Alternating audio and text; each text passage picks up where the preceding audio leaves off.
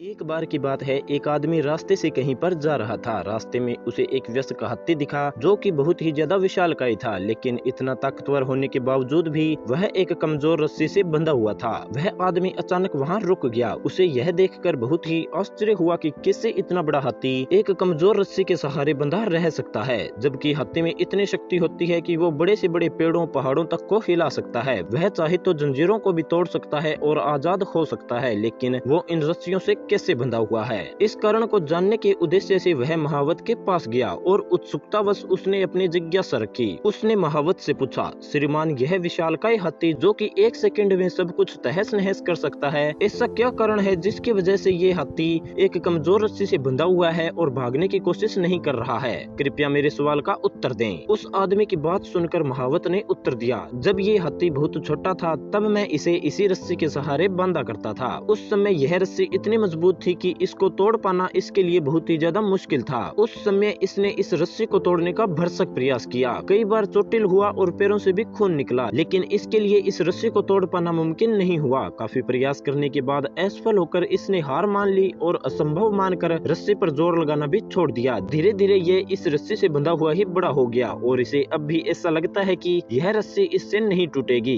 अतः आज ये इतना बलवान और विशालकाय होकर भी इस रस्सी को तोड़ने का प्रयास नहीं करता है।